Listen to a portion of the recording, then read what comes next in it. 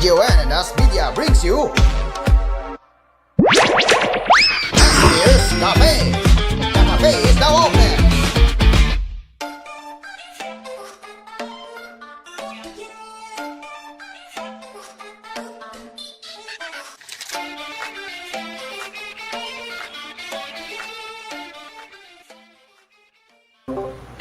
Good day everyone, and welcome to Asphere's Cafe. Today is Tuesday, January 6, 2026, and as we kick off with our tech cafe, well before that, unfortunately, Dream Car has informed me last minute that he will not be able to join my show tonight because he is still busy apparently with his classes. So, well, I'm not sure though if he will be joining later, but I'm pretty sure that his class will be done by late. So yeah.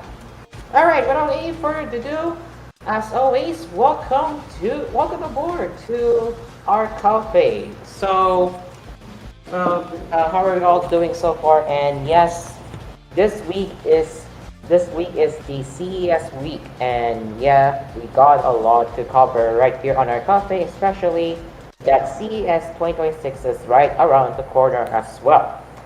And also in the major news later, HP acquires HyperX from Kingston, and it's a huge deal, which we will get into that later.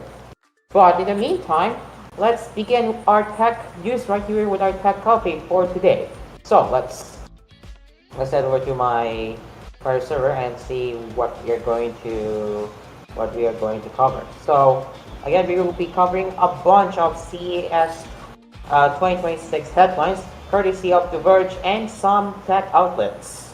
So our first one we have is the Asus ORG that is named as Xreal. So let's open my browser right here. If you can give me a moment or two.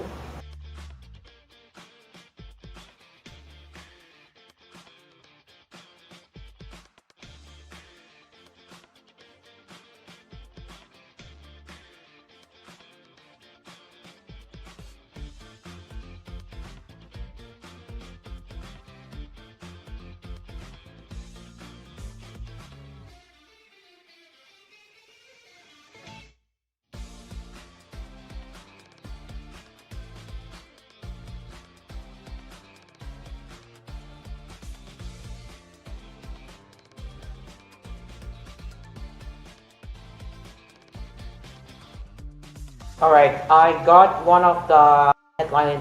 I got one of them open already. Oh, I'm just double checking if it's stable or not.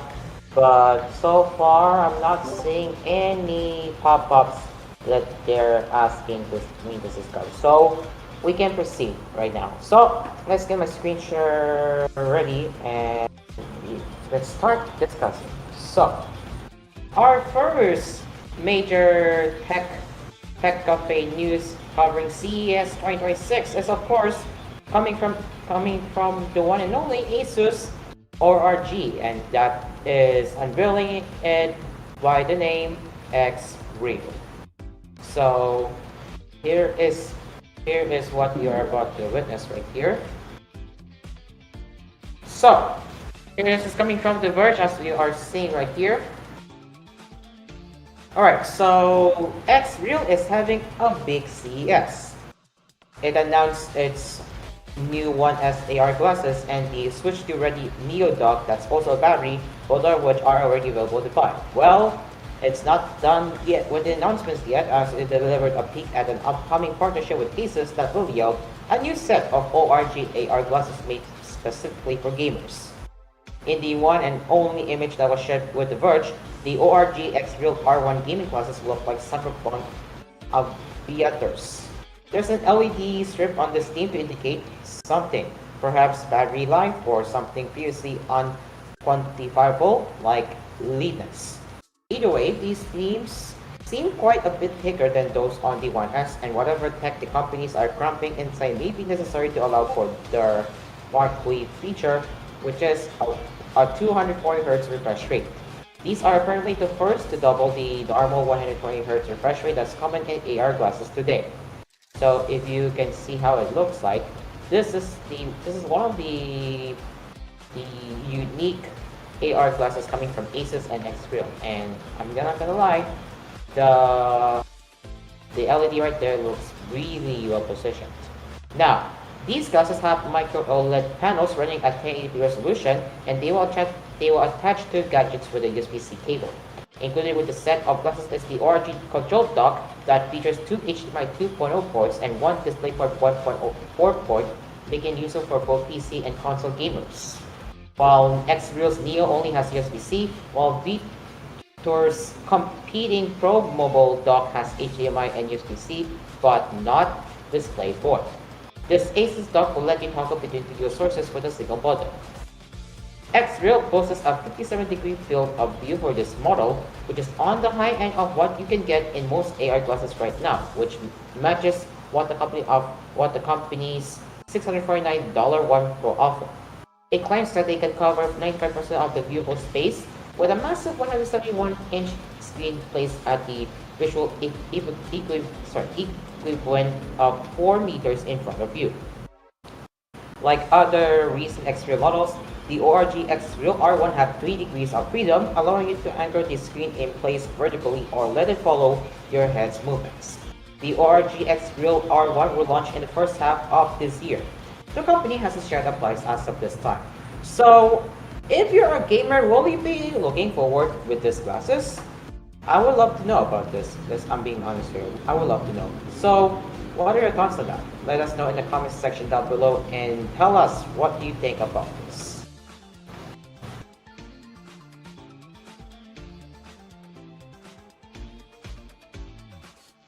Alright, let's move on to another product, and well, it is another ORG related product, and we have right here is Zephyrus Duo, and it is a dual screen laptop. So I am bringing up here, and yes, this is coming from the same tech outlet that I always go to, that is The Verge. So let me check if it is a paywall article, if you can give me a moment or for a moment or two.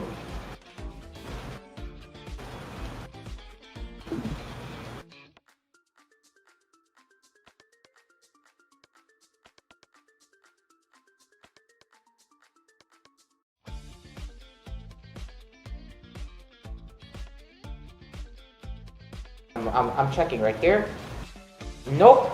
So I can go ahead and discuss that as well, along with giving my impressions on that. So here it is. Oh, that's why it's lagging. 30 frames.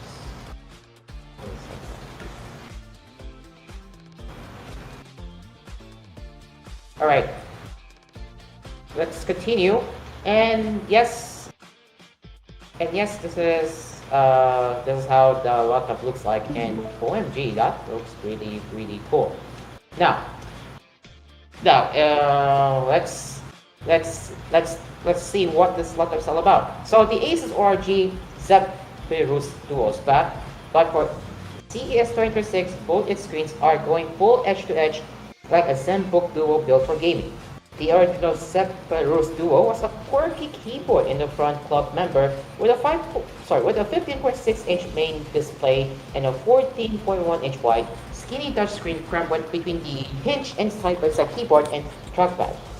The new model features two full-size 16-inch 3K 120Hz OLED HDR displays that can reach 1100 nits of peak brightness, and a detachable keyboard or trackpad you can use wirelessly or over the bottom display. And since this multi-screen monster is a gaming laptop, it offers Intel Panther Lake and NVIDIA RTX 50 series GPUs, which can go up to the RTX 5090. Pricing isn't finalized, but is expected to launch in mid to late second quarter of 2026. So if you look very closely, this is how the ORG's dual screen laptops look like. And my thoughts on this? Well, it looks pretty much pretty much what you can expect, and you also have this hybrid setup as well, besides that dual screen laptop, and that is, I believe, oh yeah, that's predecessor pretty much. But it is one of the real upgrades that we are seeing here. So again, this is the current model, while on the right is the predecessor, which I just learned. So here on the back, you have the back of the design here, and I'm pretty sure on the left side you have what I believe it's the, I'm not sure what that is, but over here we have the HDMI, and we have the USB, USB-C, a headphone jack, and micro SD slot. And then in the front, I'm pretty sure that is the predecessor, pretty much. So the new Zephyrus Duo is basically a double Zephyrus G16. So it's a little chunkier at 0.77 inches or 19.6 millimeter thick, and it weighs 6.28 pounds or 2.85 kilograms. The detachable keyboard that allows you to use its dual screens in 2 up or side-by-side dual screen positions, pen mode, flat mode, or as a normal single screen laptop. Like the G16, it has a plethora of ports including HDMI 2.1, USB-C, Thunderbolt 4, USB-A, and a full-size SD card slot. So the Verge team has got a glimpse of the new Zephyrus Duo at an early preview event, and so far they are excited to our surprise, we are saying there.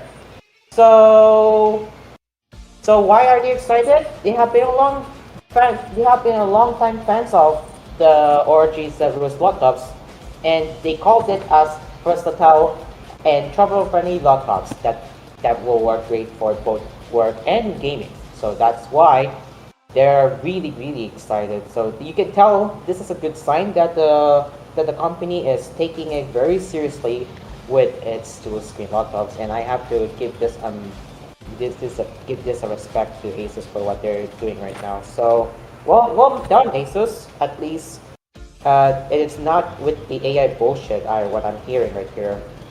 So yeah, good job to Asus for what they're achieving right here. At least this is not an AI announcement, because again, as much as I respect AI, again, for the reference tool, I really don't think that AI should be forced into people's throat if they really do not want to use it. I'm gonna be honest with you guys. So there's that, and we're not done yet, because we have yet to continue here. So continuing here, as for the conventional ORG Zephyrus G14 and ORG Zephyrus G16 gaming laptops. By the way, about the pronunciation, correct me if I'm wrong, because again, I'm pretty sure the way how I pronounce it is like this, Zephyrus. Oh yeah, but yeah, correct me if I'm wrong. All right. So both of the laptops are getting a modest but nice something refreshed with Intel Panther Lake chips. The design remains mostly unchanged with RTX 50 series GPUs on offer, but the slash lighting on the lid is now 35 LED segments instead of just 7. So this, what I call it, a massive boost. I'm being real here. This is a massive boost compared to its predecessor, and it can now show the battery level. The hinges are easier to open. The OLED displays are now factory calibrated and HDR compatible. Dang, that is much better. I'm seeing here, and it can go up to 1000 nits of brightness too. And finally, the bottom panel is redesigned for better cooling that Asus claims enables improved performance, which we have yet to see the real world test on that. So we cannot say it for sure if they indeed improve the performance, but again, we cannot be sure. We cannot be 100% sure if that claim is true. So again, we will have to see the real world test coming from various tech YouTubers, like you have Gamers Nexus. I don't think Gamers Nexus do a lot of reviews, but they do GPU reviews, and yeah, same for Hardware Unbox. So I'll leave it to some of the tech YouTubers like Dave Lee cover on that. But for now, as we continue here, the G14 now sports a full-size SD card slot. So I was wrong. Apparently, it is not a micro SD slot, but rather a full-size SD card slot. And yay, hey, for those who are into editing photos. So that's a good thing. And aside from that, it will be available for the first time with Intel as well as its usual AMD options. The new G14 and G16 don't have official pricing yet, but they're both expected in mid to late second quarter of 26 like their dual screen console. So there you go, ladies and gentlemen, that is the ORG Zephyrus Duo.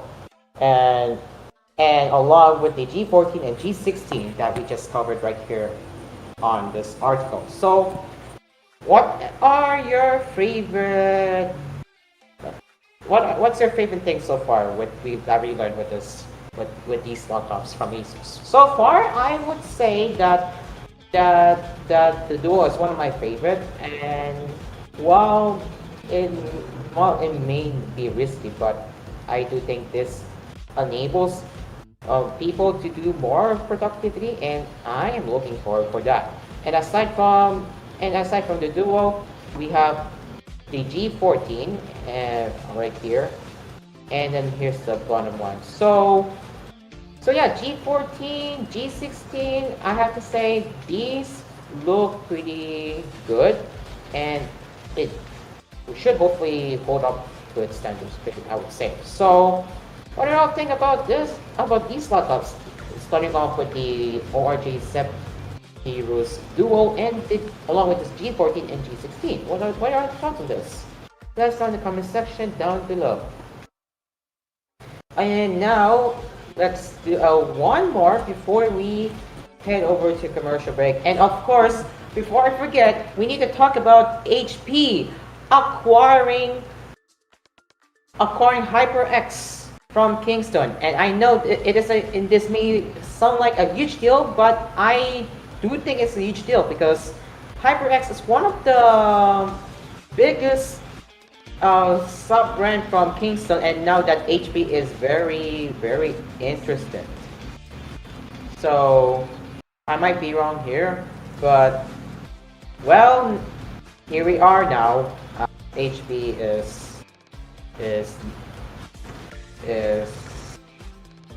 now slapping HyperX into the laptops, and I have also learned that this was a long time ago, but yeah. So again, this was announced last 2021, and here we are right here. HyperX laptop. Oh boy, baby.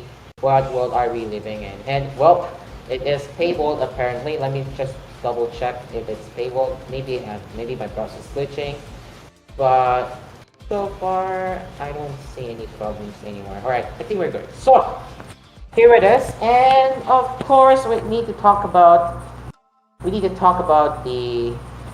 this right here. This is also part of the CES coverage on the Tech Cafe. So yeah, well, we have a very, very turning point.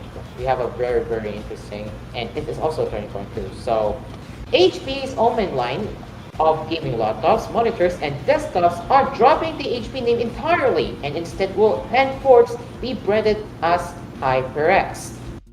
The HP Omen 60 Max laptop becomes the HyperX Omen 60 Max. HP Omen monitors will become HyperX Omen monitors, and even the HP Victus 15 spiritual successor will be a HyperX Omen 15. So I am not kidding. They're really going to drop HP branding entirely. So this is interesting, and I am pretty curious for its after sales support. So let's say if your new Omen laptop broke, how would you contact now? What will you do? Should you still contact HP, Or will you be contacting HyperX by HP? I don't know. We'll have to see, wait and see, because again, this is a huge thing. So anyway, this is how the laptop looks like, and yes, what you're seeing here, it is indeed the HyperX branded laptop as we're seeing on the hinge right there. So it was a gaming brand that they acquired last 2021. At that time, it was well known and regarded for its gaming headsets, mice, microphones, and keyboards, but it started back in 2002 under Kingston, making DDR1 RAM sticks. On the other hand, for Omen has a pre-degree based in making actual computers. It stems from the lineage of another HP acquisition, Voodoo PC, a Canadian company founded way back in 1991 that made unique desktops. So, if you never experienced lower back pain and are therefore too young to be familiar with Voodoo PC, well, PC World's look back at 2009 HP Firebird gives a good glimpse into the company's ingenuity, which we will have to look at how the Firebird looked like way back then. So this was published last 2023, and yeah, so what we are seeing in the thumbnail, that is the HP Firebird 803. Again, I'm not going to be playing a video right now because again, I'm still covering it, so I don't wanna interrupt what I'm doing. But yeah, anyway, continuing here, and along with the Firebird, HP's own cube-shaped Omen X desktop of 2016 was another example of the bold design inherited and also squandered with Voodoo or Omen. While the Verge team may not be in love for HyperX like some folks do, but they have got nothing against the products or the darling status it had among gamers pre-HP acquisition. They made nice accessories including handsets that were beloved for their lightweight comfort and screaming-focused microphones known for their ironic RGB lighting. Even recently, under HP, it introduced some interesting mice with novel ideas about customization. So this is the Omen X from 10 years ago. Damn. I mean, 2016 is already, oh my gosh. I already feel old. My goodness. Oh my goodness. I do feel old, right? 2016, man. 2016. Anyway, back to the topic. We knew that it was one of the unique products back when HP made one. So, the rest is the opinion sentence, which I'm not going to read. But yeah, other than that, this is our first time seeing HyperX branded laptop on Omen instead of HP. Isn't that crazy? I wonder why they're doing this in the first place, but maybe they how do I say this? Maybe they want to have a different target audience when it comes to its spreading, which I think I can completely agree what HP is doing. They're changing their strategy. If I may have to guess or so. But yeah, overall, it is very interesting that we're living in a timeline where HP gaming laptops are now branded as HyperX, which is also one of the accessory brand. But yeah, what do you think about this? Is this going to be worth it? Do you think HP is doing the right thing with this rebranding of HP Omen to HyperX Omen? What are your thoughts on this? Let us know in the comment section down below.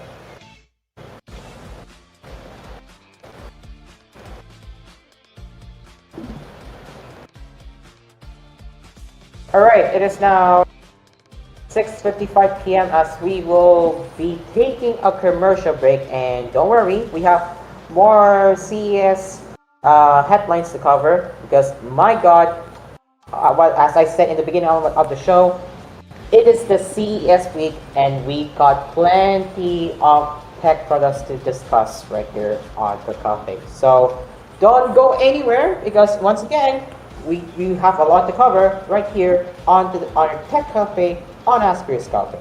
But first, Our family sponsors, we have Delson, Asphere Appliances, Dream Cars Pizza, Capinoy Coffee, Central Simplus, Melody Mart, and Always Grocery.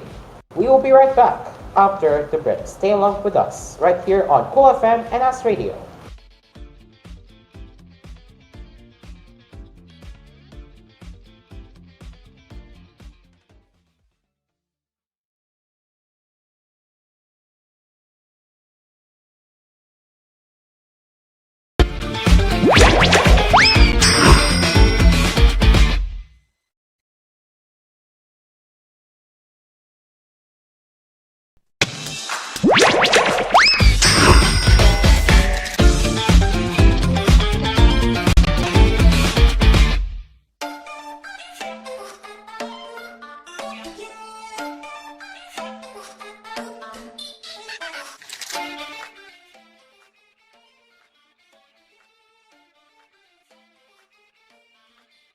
Welcome back to the program. It is now 7:06 p.m. Philippine Standard Time for Cool FM and As Radio listeners, and of course YouTube viewers as well. So, again, we have a lot to talk about right here on Tech Cafe because you know what that means. It's a CES season, ladies and gentlemen. So, let's continue with our Tech Cafe. And now, let's see what is interesting to cover for CES 2026.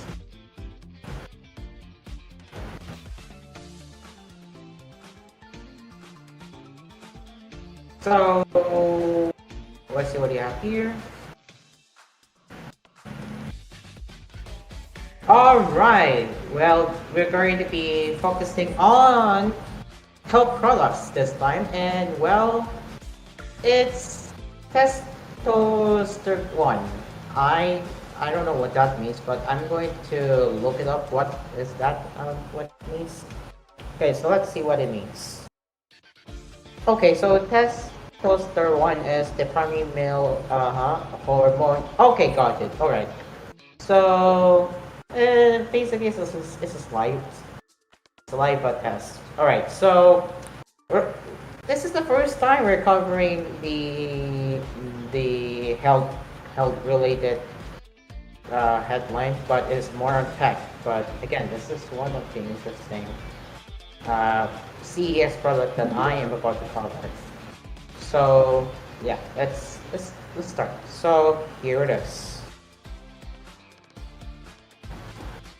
So you can see this is coming from Ely Hope, and yes, as the headline says, you can now take testosterone test with a stick, your phone, and some spit. Anyway, so at last year's CES, Ely Health announced the Hormometer, an at-home hormone test for cortisol that utilizes saliva and a smartphone. For this year's show, the company is back and expanding into testosterone and progesterone. Ely Health is changing up how its Hormometer works. You still stick a thin cartridge attached to a wand in your mouth for about 60 seconds to collect saliva. After, the Ely app uses your phone's camera to analyze the results. The entire test takes about 20 minutes. The difference is you can now track 3 hormones on the same platform for a low price. Ely Health says it expects individual tests will start at $8.25 compared to urine and blood tests, which are more typical for at-home hormone testing. Saliva-based tests are also less messy, quicker, and more convenient. And as I have mentioned earlier, it is a male. I don't want to say this word because again, people gonna think. Yeah, I don't think that's allowed. I'm not allowed to mention that. But anyway, it is a male hormone, though it's also present in non-males and impacts muscle growth, bone density, hair, and energy levels. So that's what testosterone means. While progesterone is more commonly associated with menstrual health and pregnancy, as well as sperm production in men. The company claims it's achieved over 90% accuracy against laboratory standards for progesterone and cortisol by third-party validation testing and is an FDA registered product. Keep that in mind. What I mean FDA is referring to United States of FDA, not in the Philippines, okay? Again, FDA registered product. It is, yes, it's in the US, but not in the Philippines. So take note that FDA registered in the US isn't the same as FDA cleared or approved. It simply means that the thermometer is categorized as a low risk as eye device and doesn't require the same level of scrutiny. It should also be noted that there are differences between saliva, blood, and urine tests. Saliva tests, like the thermometer, for example, only measure the biologically available levels of these hormones compared to the total levels like a blood test. At home, testing by bodily fluids is turning out to be a trend at CES 2026 and in health tech at large. In 2025, Withings finally released its UScan at home urinalysis lab after initially announcing the device at CES 2023. That is already 2 years ago, to say the least, for 2023. Ura and Whoop also announced blood testing features to help users to better track their health and improve longevity. At this year's show, health tech startup Vivo, not to be confused with a smartphone brand, okay? Vivo. What I'm gonna try to say Vivo. That's Vivo, not Vivo. But yeah, again, they're not related to Vivo smartphone brand, okay? What we're talking about is the health tech startup. So yeah, Vivo also announced a smart menstrual pad to help track follicle stimulating hormone, while Mira announced wider availability for its at-home urine-based hormone testing kit. Hormone balancing as well as low-T treatment have also been viral wellness trends on social media. That could be one reason why demand for at-home hormone testing is on the rise. That said, experts have warned that influencers aren't telling the whole truth with regard to either. So while a product like Thermometer may be helpful for people to monitor diagnosed hormone conditions, it's important to remember that wellness tech isn't a replacement for medical advice. Exactly. Remember adults, if you're watching this, please take note that it is not your direct replacement to your medical advice from your doctor. Again, if you need assistance, if you have any health concerns, it is always the best way to reach out to your local doctor. Now, Healing Health expects to ship testosterone hormometer tests in the first quarter of 2026 and is taking pre-orders for testosterone. So there you go. That is Healing Health's CES showcase that we just covered, and one of them is hormometer, and for testosterone. So yeah, what are your thoughts on this? If you're in the US, I think this is only for US. I don't think it will be in the Philippines anytime soon, but either way, what are your thoughts on this? Let's know in the comment section down below. And let's see what are the thoughts. So dumb. Most people have nothing to gain from testing for their T level. Have you learned nothing from 2020? Oh yeah, so you can see I can tell that their comment is pretty sarcastic, I'm pretty sure, but you can tell that they're pretty concerned how this will play out. But yeah, again, as I warned you earlier, this is not your direct replacement to your medical advice. Again, if you are having any medical concerns, it is the best to reach out to your doctor. Don't not rely on that kind of product. If you have any concerns or if you're experiencing any symptoms or symptoms, always best to consult your doctor. So yeah, there you go. So that is Healing Health for covering CES this year. Now we're going to be talking about the new AMD CPU, and yes, I have actually watched hardware unbox I have actually watched hardware unbox coverage earlier afternoon, and yes, they did talk about the new processor, and that is the AMD Ryzen 7 9850X380. And so far, thankfully, We at least we got a product announcement, not just the AI announcement. So, alright. So this is coming from Windows Central, and what is this? What is this new CPU from AMD? Well, there's no other way. There's no other way to say it. They had a great year in 2025, along with this time. So now, as you are about to witness, they unveiled a new processor. Once again, I'm calling it here. That is Ryzen 7 9850X3D. So it slots into the lineup between the upward mounted Ryzen 7 988000X3D and the Ryzen 9 99000X with an 8 core, 60 threads, a 5.6 GHz boost clock, 104 megabytes of combined L2 and LP cache, and a 120 watt DPP. So yes, if you are asking, is this identical? Isn't that similar to the processor? Well, the answer is yes. It is nearly identical to the 988000X3D. So what even is 9850,000X3D? Well, AAT says is essentially a fine-tuned 98,000X3D, and only the boost clock is slightly 0.4 GHz higher. According to AMD's own benchmarks, you can expect roughly a 3% average boost in performance from the 9850,000X3D compared to the 98,000X3D. AMD plans to launch the chip in the first quarter of 2026, but there's not yet any pricing info, which I will definitely keep you guys updated on when they unveil the price. So, considering the 98,000 X3D, which currently costs about $469, which is $10 below MSRP, they can't see the new 9850 X3D costing much more when the performance difference is so small.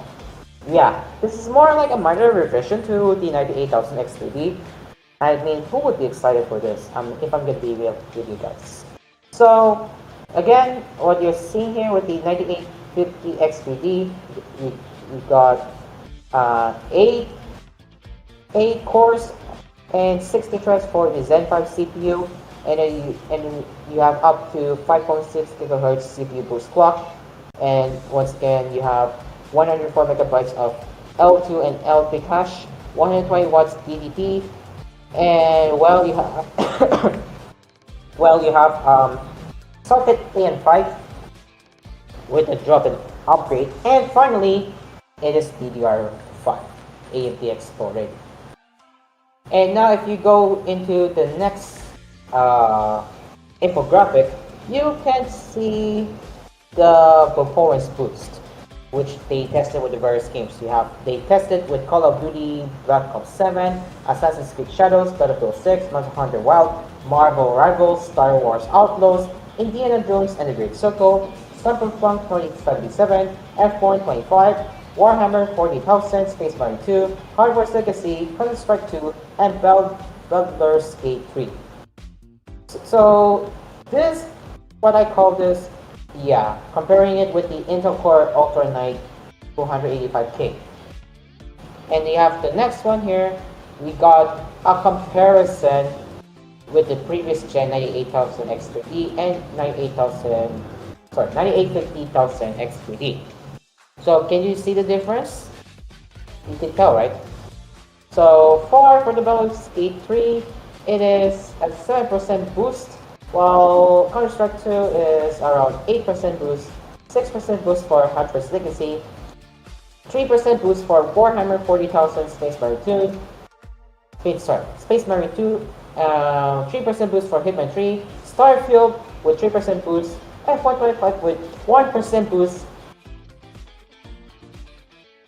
Metro Exodus Enhanced Edition with 4% boost, Cyberpunk 2077 with another 4% boost, and then you have 3% boost for Indiana Jones and the Great Circle, 4% boost for Star Wars Outlaws, identical for Battlefield 6, no differences what you are seeing there, and finally 2% performance boost for Call of Duty Black Ops 7 compared to the 98,000 X3D.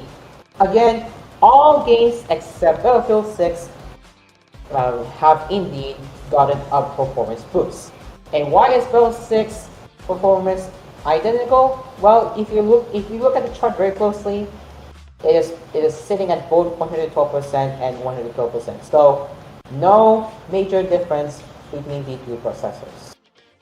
Now, there you go. So that is Ryzen 7 9850,000 X3D. Again, I will admit this is more than a minor upgrade. If you already own the 98,000 X3D processor, I believe there is no real reason for you to move to this new processor. Well, for newer PC builds, who never built a PC before, well, I will say this will be the good choice. Now we're going to be talking about AI. Yes, Ryzen AI. Oh my god. Are we talking about the AI buzzword? Oh my gosh. Anyways, so aside from the 9850X 3D processor, we also have the Gorgon Point processors, which aren't just for laptops. So we have the Ryzen AI 400 series chips, and there are 7 new chips in total, starting with the Ryzen AI 5 430 and climbing all the way to the Ryzen AI 9 HX 475 with 12 Zen 5 cores, 24 threads, 5.2 GHz boost clock, 16 RDNA 3.5 graphics CPUs, and an XDNA 2 NPU with 60 TOPS of power. So you can see the chart here. They have a lot of AI chips right there, and the lowest end with being the AI 5 430, which has 4 cores and 8 threads. So in the next graph you have here, you have 12 CPU cores for you have 12 Zen 5 CPU cores and 24 threads, and you get a boost clock. You can boost it up to 5.2 gigahertz. And for AI TOPS, you have 60 AI TOPS and has AMD XDNA 2 NPU, and it can do Copilot plus PC, 16 AMD RDNA 3.5 GPU cores, 3.1 gigahertz GPU boost clock, 33,000 MBs per second, and it's a memory speed rather, and finally AMD or ROCm. Well, rather than being restricted to laptops, AMD says these laptops are also arriving a socket above desktop CPUs. Well, if you want to build your own Windows Copilot plus PC, well, this is already a good news if you're into AI. But for me, anyways. So the chips are expected to arrive in laptops, desktops, and other form factors in the first quarter of 2026. So if I'm hearing correctly, this is the first time that that that that that the processor companies are letting you have an AI chip installed in your build. So this is the first time I'm witnessing here. Well, aside from that, we also have the Ryzen AI Max Plus chips, which have the Radeon 8060S GPU. So you can see they have 5 AI Max Plus models. The low end model being the 385 and the high end being 395. So the lowest you can go with is the 8 cores and 16 threads, same for the Max Plus with 388. So there you go, and what you see in the chart is right here. All of those processors have 15 TOPS for the NPU, while 3 of them have 40 graphics CPUs, and 2 of them have 32 CPUs. Same for the GPU T-flops. 3 of them have 60 GPU T-flops, while 2 of them have 48 GPU T-flops. So one issue with the lineup was that you needed to splurge on the 16-core chip if you wanted to land the powerful integrated Radeon 8060S GPU with 16 T-flops of power and 4 graphics CPUs. So while that's now changed with the introduction of the Ryzen AI Max Plus 392 and Ryzen AI Max Plus 388. Both chips feature the same Radeon 8060S GPU, a bit with fewer cores, which we just showed you earlier. So yeah, there you go. So that is the slate of what AMD has unveiled so far this CES, or say with the CES 2026. And honestly, I can say, well, I don't know much for 9850X 3D because again, to me, this sounds like a minor revision, and I don't think performance may matter for most. While some And well, for some, it may call they may say, yeah, I wanna get this right away. But overall, in my own opinion, I do not think that it is a major upgrade. If I'm gonna be honest, well, I do think this is going to be good for newbies who are looking to build their own PC for the first time. This might be the one to go. So, what do y'all think about the Ryzen 7 9850X 3D along with its AI chips so far? Let us know in the comment section down below. And now as we head over to the next one, we have the Alienware from Dell that they're working on a new and slim and cheaper gaming laptops. Let's see how that looks like, of course. And by the way, for TVH catch-up viewers watching our show, we only have less than 4 minutes before we leave the area. So I need to might have to split it up before we consider it. So we got two new models from Alienware, one of them being the cheaper gaming laptop and one being an ultra slim laptop. So this is coming from The Verge. It is this is how this is how two of the new Alienware laptops look like. One of them is the anti-glare OLED with the 60-inch Alienware Area 51 and Aurora 16X. That is, I might be wrong, but this is likely to be the low-end gaming laptop. So yeah. Anyway, speaking of current Alienware laptops, the 60-inch Area 51 and Aurora 16X models are getting new anti-glare OLED panel options. Alienware claims they reduce gloss by 32% and minimize fingerprint smudges, which is granted that are not touchscreen. Keep that in mind.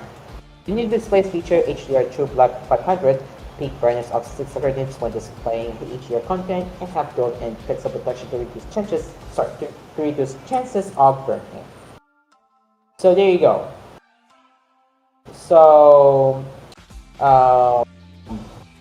the Ultra Slim model will come in 14 and 60-inch versions and be around 70mm thin, and while its performance will be limited, it will feature discrete NVIDIA graphics.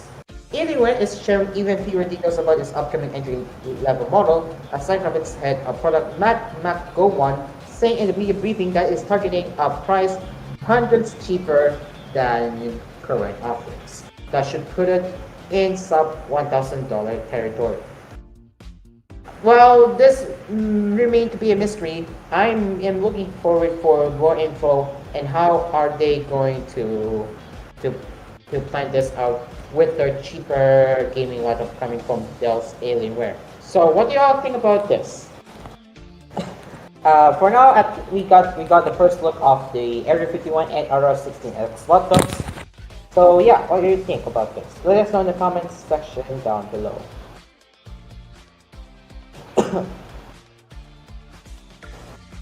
So yeah. Anyway, less than 1 minute before we leave the airwaves, and I think that is all for the topic for our fellow TVH Network viewers tonight. Thank you very much for joining us this morning, and we will be back again tomorrow with the headlines of the latest anime and Japanese pop culture right here on Asphere's Cafe. This has been Asphere's Cafe, and join us again same time, same place at 9:30 a.m. right here on TVH Network. Until then, I'm Caro, and the cafe is now closed for TVH viewers. We will see you tomorrow morning, same time, same place. The cafe is over for TVH. Bye-bye. See you tomorrow. Bye-bye.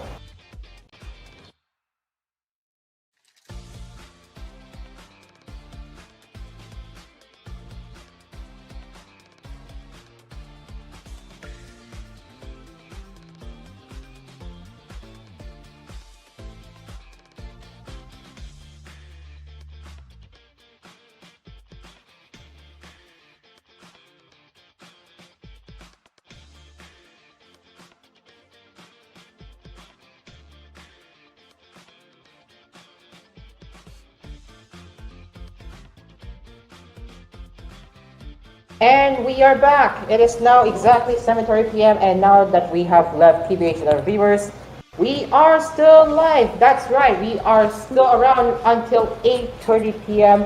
as we will continue to cover the latest happenings from our tech cafe. And of course, we will continue to cover the latest CES 2026 happenings along with the smartphone news. Don't worry, smartphone fans. We will not forget that. We will not forget that. We will not forget in covering the smartphone news as well. So look forward to that as well. And also later in our cafe, we will also be showcasing a unique tech product, and this time is focused on CES 2026. So stay tuned, and I will decide which one of the tech products in CES 2026 is the unique one. So stay tuned.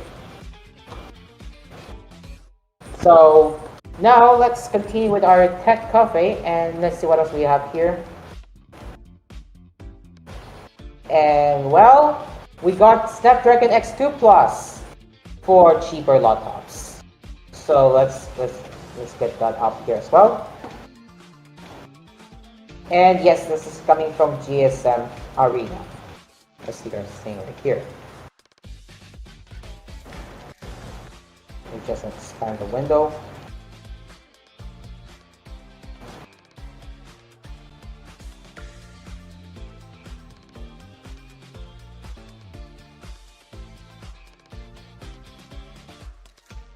Right, so here it is. I'm gonna give you a moment or two.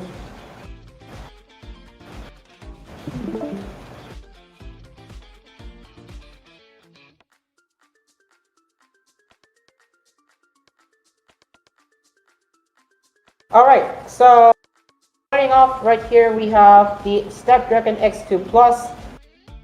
And yes, I don't know if this is part of CS, but I don't, from what I'm seeing here, it's not. So anyway, we got another new processor on the horizon, and this time is coming from Snapdragon. And courtesy of GSM Arena, we will be reading the article.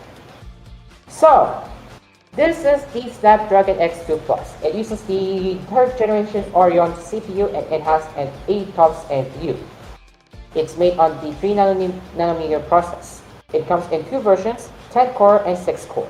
The 10 core version has 34 megabytes of total cache and a maximum multi-thread frequency of 4 GHz. The 6 core version obviously has 6 CPU cores with 22 megabytes total cache and the same maximum 4 gigabytes, not gigabytes, why did I say that? And the same maximum 4 gigahertz frequency. There we go. Alright, so here's the chart right there. You have class CPU, yep, laptops, yep, advanced graphics. Okay, so now this is what we need to focus on. You have Adreno's GPU, which can support up to 3 monitors with 4K, and you have Direct 12.2 Ultimate. I believe that's what they meant, DirectX.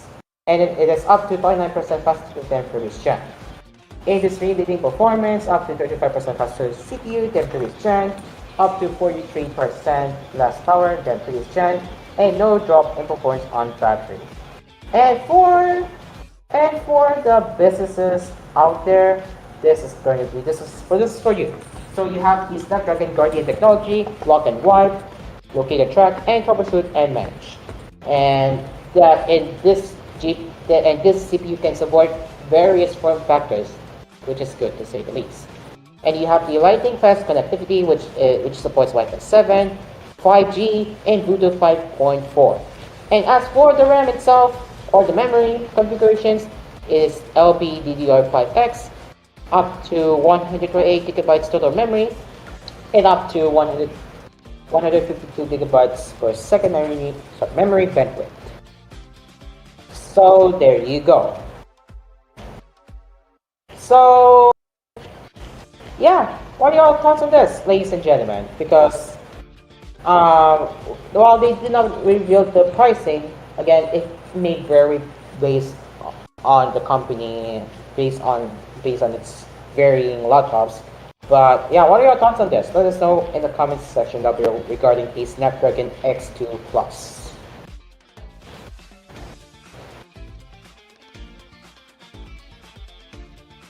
All right, now going back to the CES coverage. Well, yes we did talk about the HP HP turning their HP Omen into HyperX Omen. Well, we got some interesting CES product, and this will also be one of the unique CES product to talk about right here. So I can already say this is the unique tech product of the day, and that is goes with the Elite Board G1A. So what is G1A, and what even is Elite Board G1A, and how is this possible? You may be wondering, oh my gosh, how the heck did HP build a motherboard into a keyboard? You may be wondering. I know, right? I know, right? I know. This sounds really crazy. So here it is, and this is coming from The Verge. HP is announcing a new mini desktop computer at CES 2006, and the whole thing is housed in a compact keyboard. Now that is the unique tech product of the day. Ladies and gentlemen, the Elite Board GA, sorry, the Elite Board G1A. So it looks like a normal office keyboard with either a cap tip or detachable USB-C cable, but inside it is an AMD Ryzen AI 300 series chip, stereo speakers, RAM, storage, a fan, and ports. All the things that make up a computer. You just plug this keyboard into a monitor, up to dual 4K displays for daisy chain connection, turn on the included and prepared Bluetooth mouse, and you're good to go. So pretty nifty, eh? Well, that is not a totally new idea, as the similar Raspberry Pi 500 exists. But that's a single board computer running Raspberry Pi OS. The Elite board is unlikely to blow the doors off a proper desktop or smart form factor PCs in terms of performance, but its AMD Crafton point processor options ranging from a Ryzen AI 5 350 to a Ryzen AI 7 270 Pro, which should be more than capable for office work and productivity apps. So if you're curious how it looks, how the Elite Board G1A looks like, here it is, ladies and gentlemen. This is how it looks like. Yeah, sounds crazy, right? Sounds crazy, right? And then you have the keyboard there.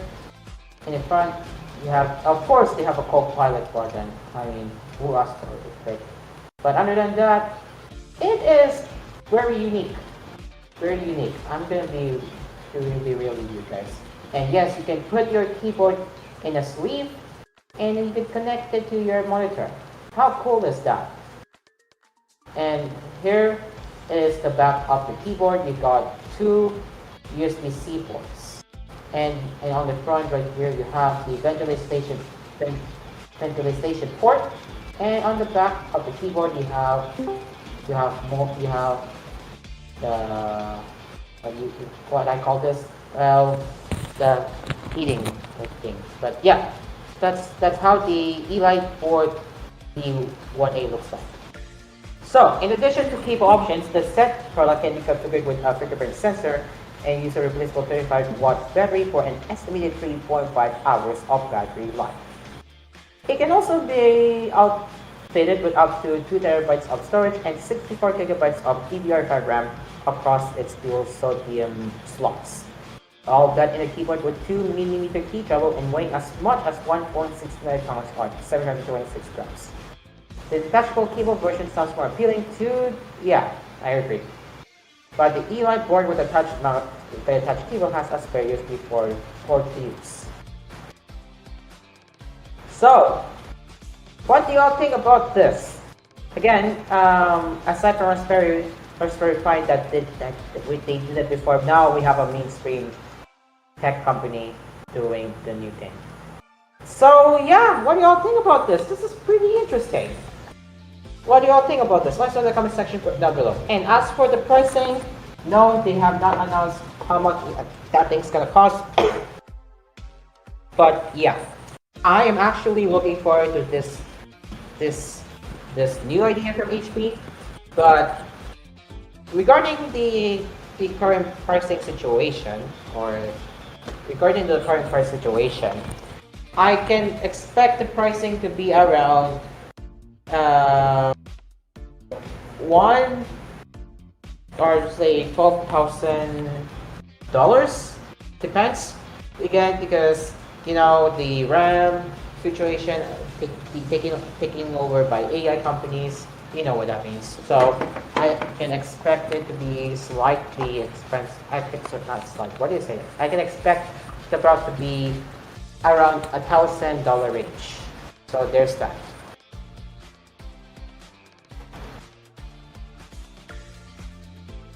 Alright, it's now 7:41 p.m. and we still have a lot to talk about, especially our smartphone headlines coming right up on Asphere Cafe. But of course, we are live on Cool FM, Asphere Radio, and also on live stream via TGON Cool FM's Facebook page, and of course our own YouTube channel that is via Asphere Cafe, AspMedia. Now 7:42 p.m. Philippine Standard Time, and once again we still have a lot to talk about right here on Asphere Cafe. Don't go anywhere. We will be right back after these messages. Stay along with us right here on Cool FM and Asphere Radio. We will be right back.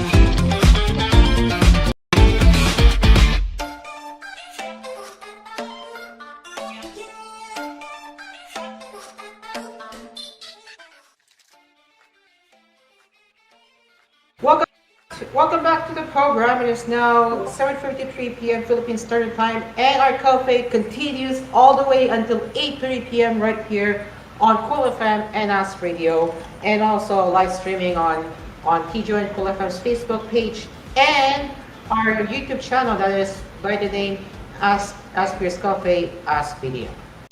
So we will now be heading over to smartphone news, and I think that is enough for our CES coverage for now, as we need to not forget for smartphone listeners who are interested. So let's get into the smartphone news on our tech coverage.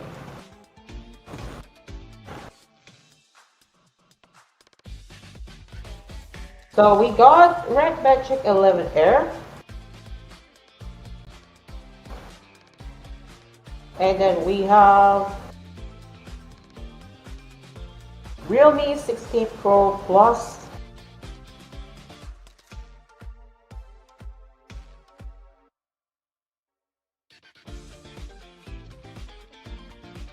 along with the Vivo X200T,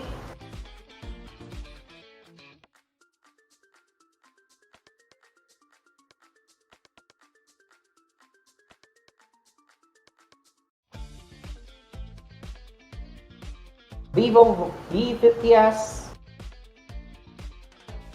and finally, Samsung showcasing their photobook display at CES 2026. So let's begin with our smartphone news before we head back to our CES coverage. And yes, we need to talk about the GPU later. But for now, time for some smartphone news on our tech coverage.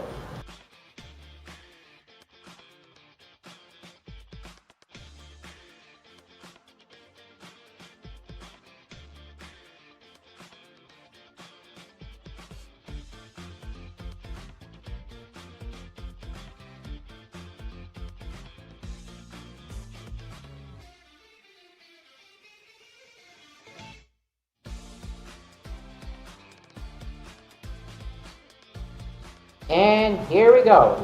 Starting with the Red Magic 11 Air. So last month, Red Magic confirmed that it's working on the 11 Air, the successor to the Red Magic 10 Air, which was launched back in April. And this is coming from GSM Arena. The Red Magic 11 Air uses the Snapdragon 80 Lite SoC, as confirmed by a Geekbench run of the device with the model number NX799J. This is most likely the hold on. This is most likely the Red Magic 11 Air. The prototype, which ran the benchmark, has 16GB of RAM, but of course more memory options could be offered upon launch. In fact, up to 24GB was rumored. The phone will run Android 16 from day one, unsurprisingly. So as you can see, the Red Magic 11 Air managed a single score of 3075 and a multi-core score of 9934 in the patch 6.5 right here. As for when we should expect it to land, a previous rumor said it would get official on China this month when an active cooling fan, somewhat of a Red Magic trademark feature these days. Its recent Tenna listing has revealed that it comes with a 6.85-inch AMOLED screen with 1216 2688 resolution, a 6780 mAh rated capacity battery, which will probably be marketed as having a 7000 mAh typical capacity, a 50 megapixel main camera, an 8 megapixel secondary rear camera, most likely an ultra wide, and a 16 megapixel under display selfie camera. The device measures 163.82, 76.54, and 7.85 millimeter and weighs 207 grams. It's expected to arrive with 256 gigabytes, 512 gigabytes, and 1 terabyte of storage. So that is the Red Magic 11 Air benchmarks that we are witnessing here. And what are your thoughts on this? Again, we have no further info on how the phone looks like, but so far the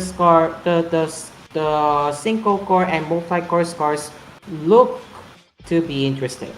So yeah, let us know in the comments on what your thoughts on that. Next in the round, we have the Realme 16 Pro Plus, featuring 200 megapixel main camera and 7000 mAh battery. So Realme 16 Pro Plus is the first major release from the brand in 2026, and it brings an updated design with a clear focus on cameras. It's among the first Realme devices to support the new Luma color image processing technology, which aims to deliver more natural skin tones, improve color accuracy, and real-world lighting. So, if you're curious how the phone looks like, here it is, and this is featuring the back design of the set phone itself.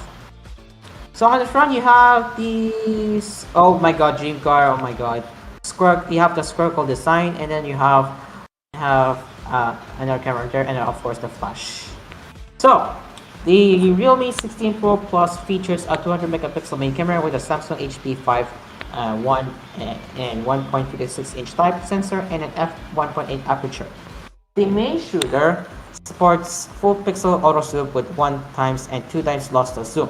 Thanks to the Luma color image system, Realme 16 Pro Plus features 21 exclusive customized tones, including 5 signature portrait styles with lively, vintage, fresh, neon, and vivid options.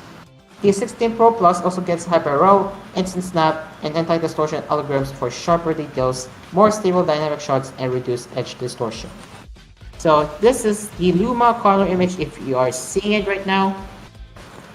So the tagline says new era of light and color. Well, for the close-ups, Realme is also bringing a 50 megapixel periscope telephoto camera armed with Samsung's JN5 sensor.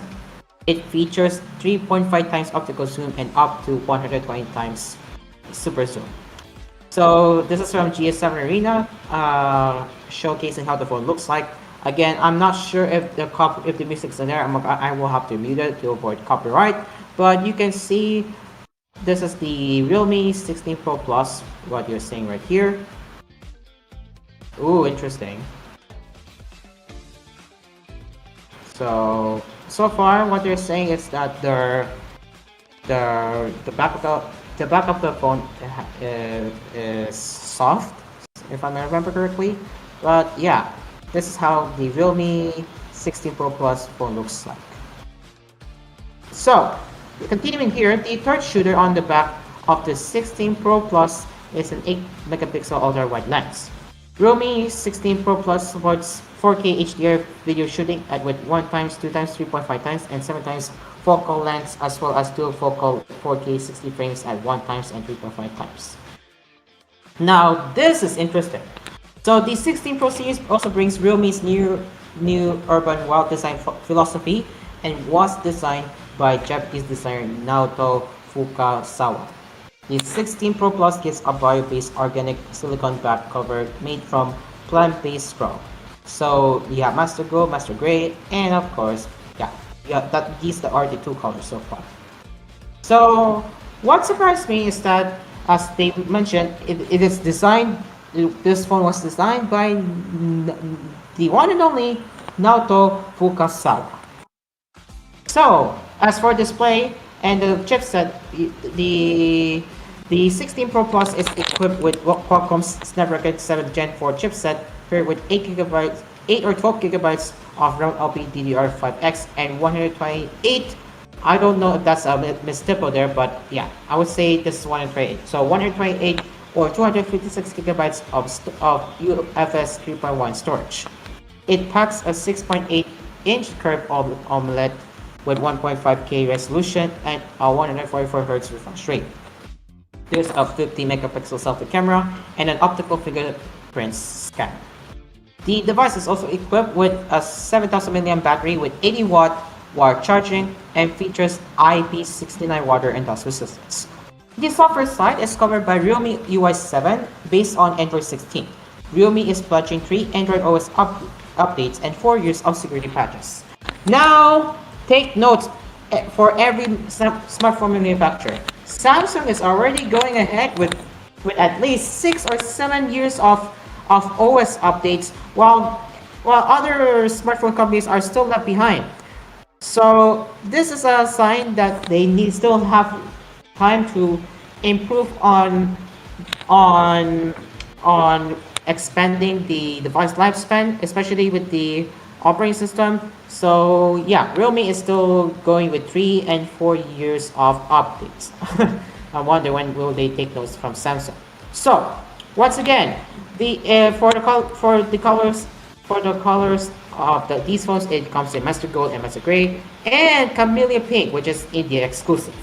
For the memory configurations, the 8 gigabytes of RAM and 128 gigabytes of storage RAM is placed at $443, which is priced at 39,999 Indian rupees. While the 8 gigabytes of RAM and 256 gigabytes of storage version is priced around $465 and 41,999 Indian rupees. And for 12 gigabytes of RAM, 256 gigabytes of storage is priced around $498. That's close to $500. And it's priced at 44,999 Indian rupees. Pre-orders are now available on Realme India's website, with shipments expected to begin on January 8th, that is 2 days from now. So what are your thoughts on the Realme 16 Pro Plus phone so far? Well, if again, it is now on pre-order it's now for pre-order in India, and while we have yet to see the availability here in the Philippines, we can only expect for an announcement from Realme itself. So let us know in the comment section down below on your thoughts on this phone. And now for the next round of the smartphone news, we have the Vivo X200T. So, according to a new rumor, Vivo will be launching the X200T in India in the last week of this month. The phone will have aggressive pricing, starting around 50,000 to 55,000 Indian rupees. That's lower than what a previous rumor claimed, which is 60,000 Indian rupees. The Vivo X200T will allegedly be offered in Sarah Black and Seaside Silac. Its design will be very closely mimicking that of X200 FE, but it will come with a high octane performance DNA of the standard X200, the source of this super set. So the photo you're seeing here is the Vivo X200 FE. This is not the X200T what you're seeing, but the photo you're seeing is the X200 FE. So back to the X200T, it reportedly has a 6.67 inch AMOLED screen with 120 Hz refresh rate, a Swiss branded triple rear camera setup, a large battery, and of course Origin OS 6 out of the box. A previous rumor told us that the X200T has the Dimensity 94000 plus SoC. Yes, that's coming from MediaTek. At the helm, a 50 megapixel main camera, a 50 megapixel ultra wide, a 50 megapixel periscope telephoto camera with 3 times optical zoom, a 32 megapixel selfie snapper, and finally a 6200 milliamp battery. So that is the latest info regarding the Vivo X200T right now. And again, as for the pricing, it will be around 50,000 to 55,000 Indian rupees. And if we convert it in my currency converter you're seeing on the screen, let's say Indian rupees to Philippine peso, 50,000 will be around 32,716 pesos, and to 55,000 it will be around 25,987. So that is not bad, and I think this is going to be categorized as the mid-range phone. Now the question remains to be seen if this phone will also ever be coming to the Philippine market. We will have to wait and see on that. But either way, that is the X200T, and it looks like my browser has decided to freeze itself. I'm not sure why. Yeah, I knew it. It was freezing. Or just saw on the screen there, but now it's working again. But yeah, that is Vivo X200T specs you can expect. And again, take this with a grain of salt because this is just a rumor. But for now, what are your thoughts on the X200T information from Vivo? Let us know in the comment section down below. And again, this is a rumor. Make sure to take this with a grain of salt. Now we're down to two. We're down to one more, and then that will be the wrap for the round of the smartphone news. So this time we're still talking about Vivo, but we are talking about the Y50s this time around. And to the design wise, it does look like this is going to be range in low end category. I might be wrong, but yeah. Let me just zoom in here for a moment. There we go. There we go. Alright, anyway, so yeah, we're still in a Vivo discussion or Vivo news, ladies and gentlemen. So Vivo has launched two new affordable 5G phones in China, namely the Y50s 5G and the Y50e 5G. Both models feature an identical design and share most of their specifications. And yeah, I was right.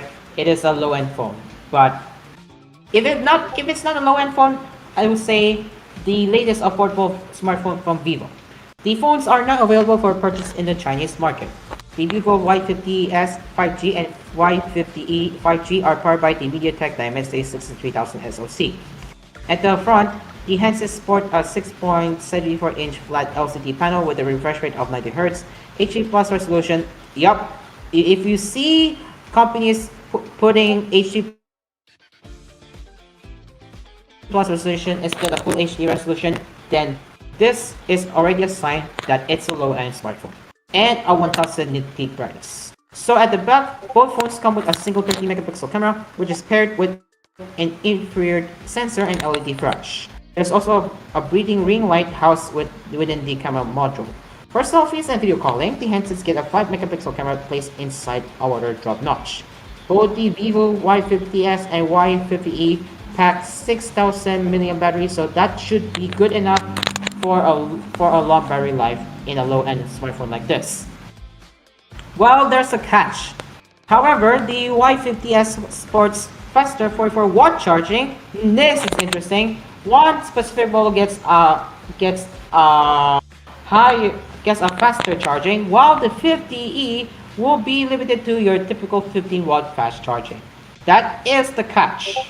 That is the catch. That's the differences with the Y50S and Y50E.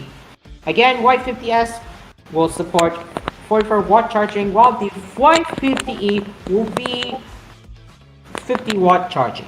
Keep that in mind. Other specs include an IP64 rating, a side-mounted fingerprint scanner, dual SIM, 5G, Bluetooth 5.4, Wi-Fi. They didn't say if it's a Wi-Fi 6 or 7, but I'm pretty sure, judging with the specs of, I'm pretty sure it's a Wi-Fi 5, a 3.5mm headphone jack, GPS, and a USB Type-C port. The phones run Android 15 based Origin OS 5. They measure 8.90mm thick and weigh 204 grams. Now, this is another difference, the storage type. The Vivo Y50S comes with UFS 2.2 storage, whereas the Y50E uses eMMC 5.1. Again, eMMC 5.1 is slower, while UFS 2.2 is much faster, right? So at least you get some benefits with the Y50S compared to Y50E. Despite the design-wise is pretty much identical on both Y50S and Y50E, there are some differences to keep that in mind. Especially the charging, the fast charging watts that can go up to, and of course the storage type. That is the differences you need to look for. Now, for the pricing, the Vivo Y50S 5G starts at $260, and if you convert that, and if you go and that's a converted price, but if you go and focus on the Chinese market, it's priced around 1,799 Chinese yuan for the 6 gigabytes of RAM and 256 gigabytes of storage model. So, well, it looks like 256 gigabytes of storage. 256 gigabytes of storage could be the new standard. It is also available in 8 gigabytes of RAM, 256 gigabytes of storage, and 12 gigabytes of RAM, 256 gigabytes of storage, variants priced at $285 and $330 respectively. And for the official Chinese pricing, it's priced around 1,999 and 2,299 Chinese yuan. Now, for the Vivo Y5e 5G, they only have one memory configuration, and that is being the 6 gigabytes of RAM and 128 gigabytes of storage option. And that is the only model that will get the 128 gigabytes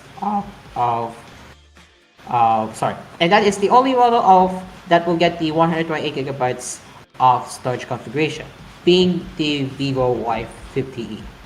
While Y50s has some benefits with 256 gigabytes of storage being the new base model already, so that's a good sign. So for the colors, for your color options, both handsets are available in diamond, platinum, and sky blue. So that is Vivo Y50s and Y50e. Both support 5G and also using the same Dimensity chipset, except some differences for both phones, especially with the fast charging support and the storage type. What are your thoughts on the Vivo Y50s and Y50e? Do I think this will be coming to the Philippines? Well, we will see if people will bring it to the Philippine market, knowing that this is a low-end and smartphone. Let us know in the comment section down below, ladies and gentlemen. And as we are about to wrap up for our smartphone headlines on our Tech Cafe, we're finishing off with Samsung's new foldable display, which has no visible crease. Wow! Do I believe it? We'll see. But anyway, Samsung has announced several products, including a massive 130-inch macro RGB TV, which we will cover that later. But for now, we will be talking about a foldable display, which has no crease supposedly. So Tipper Ice has shared images of a new foldable display that was showcased by Samsung Display at CES. The display is expected to be used in Apple's iPhone Fold. Not Samsung Galaxy Z Fold for now, but rather for iPhone Fold. So the this is how the new foldable display being creaseless look like. And yeah, it's very impressive, guys. It's very impressive. So, according to the tipster, the panel shows no visible crease, which is a common drawback of current foldable screens. Samsung appears to have significantly minimized the crease with this new display. The screen will also feature an under-display camera and offer improved overall quality. So if you compare this side by side, you can see the current gen has crease while the new gen is creaseless. So the tipster believes that the display could also appear on Samsung's Galaxy Z Fold 8 or the rumored White Fold, provided Samsung MX is willing to pay the premium. Well, we can expect that this will be used on iPhone Fold. This is a huge advantage, and this is already going to be a massive for foldable market. But again, it is not coming to Z Fold for now, but rather it will be for iPhone Fold for now. But overall, pretty impressive that Samsung has finally found the workarounds on how to make it no crease on their foldable display. So keep it up, Samsung. I'm looking forward to that. So what are your thoughts on the latest foldable display that has no crease? And I'm pretty sure it will be used on iPhone 4, which is expected. Let us know in the comment section down below.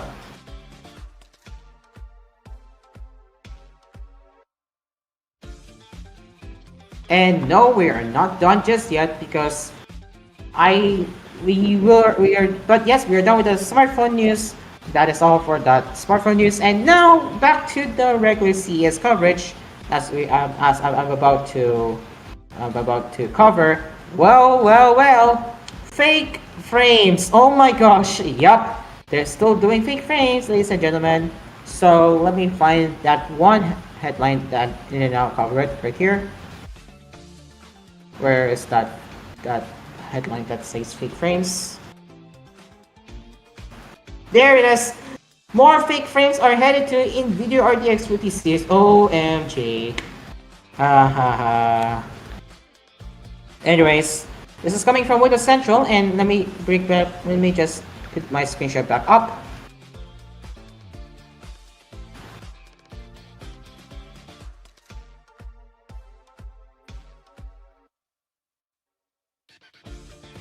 There it is.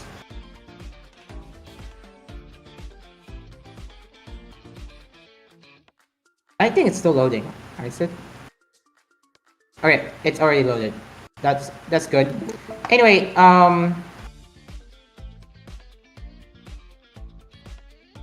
so this is coming from Windows Central, and well, NVIDIA announced DLSS 4.5.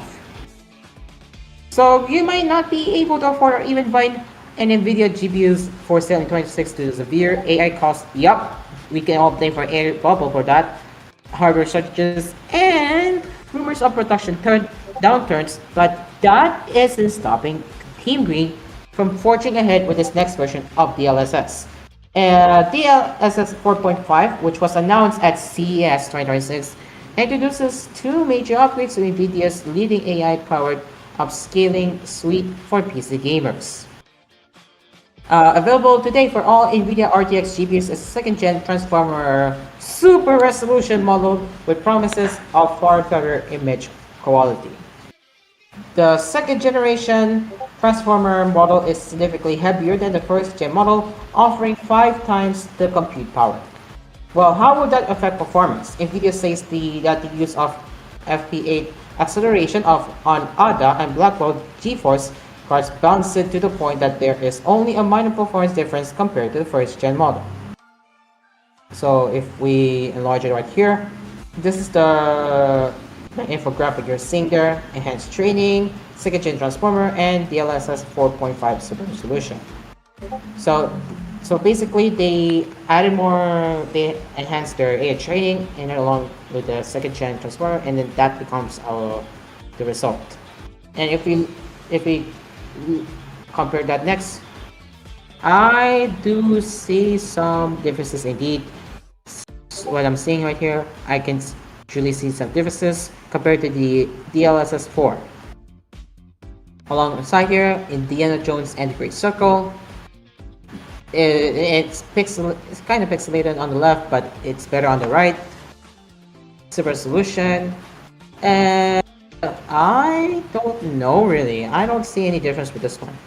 But yeah, these are the comparison chart that you just saw between the DLSS 4 and 4.5. Now, now, if we move on to the next one, the second half of the DLSS 4.5 announcement is all about multi-frame generation. And if we go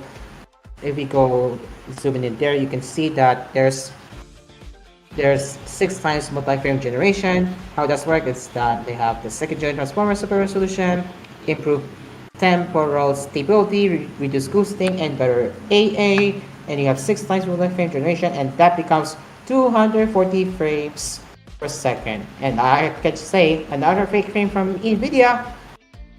And then how that works, we also have dynamic multi-frame generation.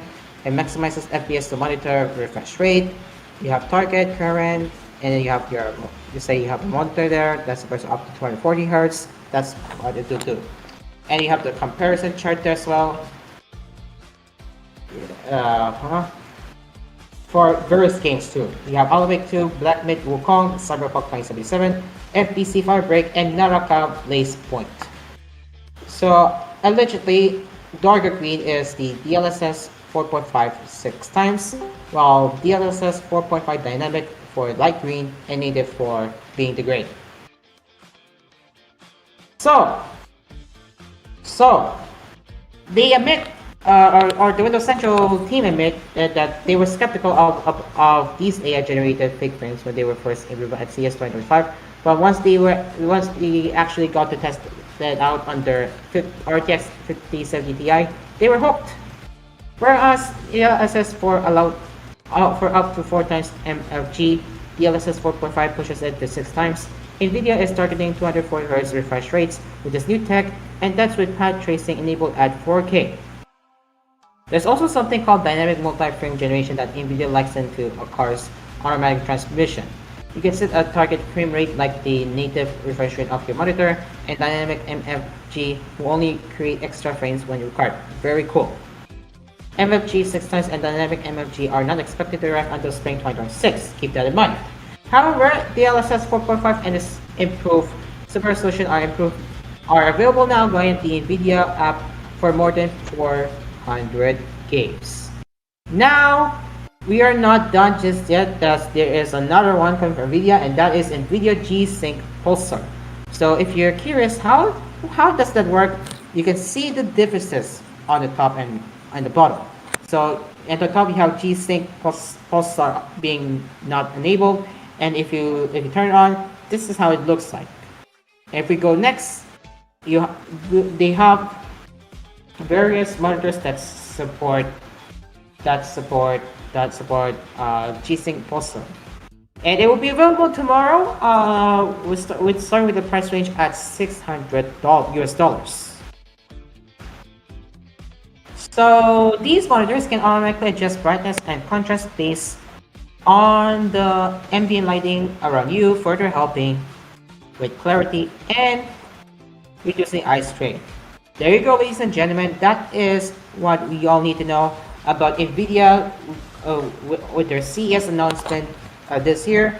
And honestly, the DLSS 4.5, well, that I can say that's pretty interesting. Same goes for the G-Sync Pulsar.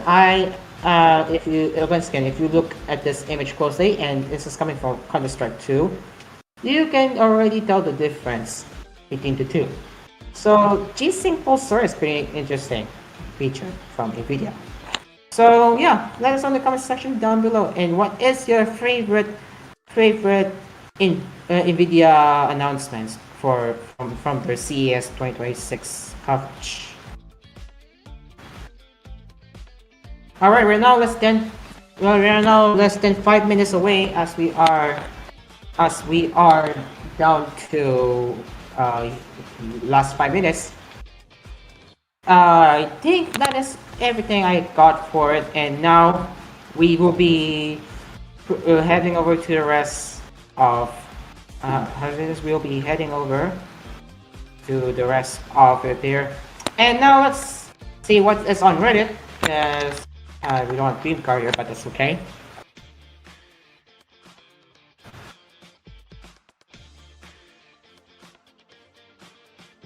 Okay, so now we're not talking about CS right now, but it looks like Vietnam will be passing a law that will force social media platforms to let users skip ads within 5 seconds. And honestly, good move.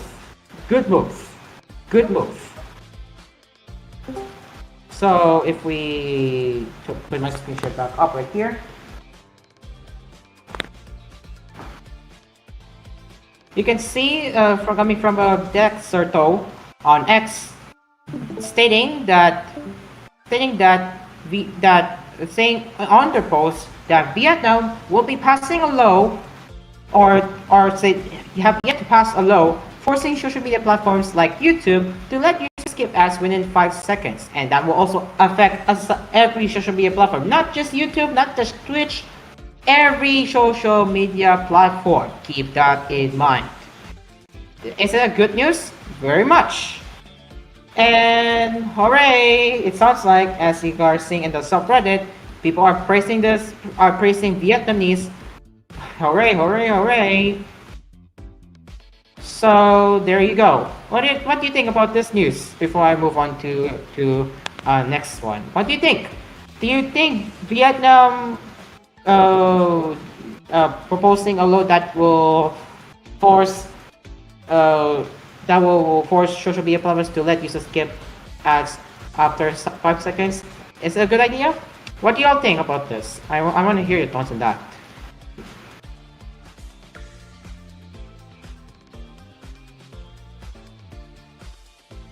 Alright, I'm not going to bother.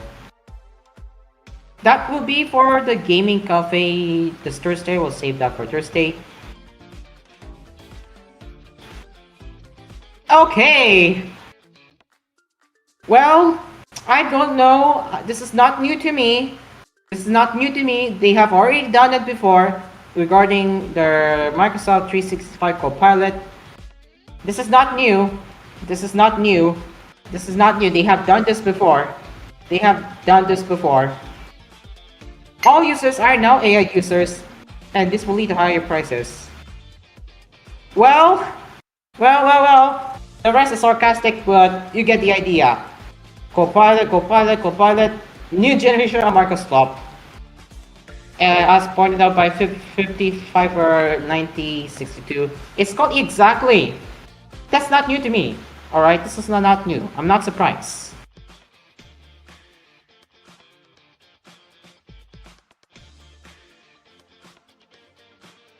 What happened to our... I honestly don't know. I don't know, honestly. What just happened?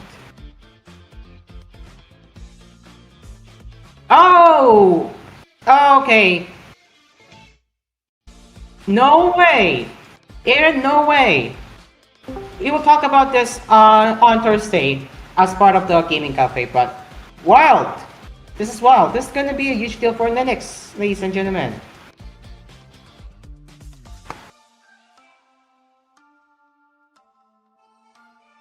In the meantime, did they stop the music already? Oh, not yet. Okay, thank you, Derby. Alright, we are down less than a minute away before we wrap it up, and unfortunately, I still did not prepare a brewing question, but that's okay. But you know what? I have a quick brewing question for tonight or today. What will you be looking forward to CES 2026? That is the brewing question.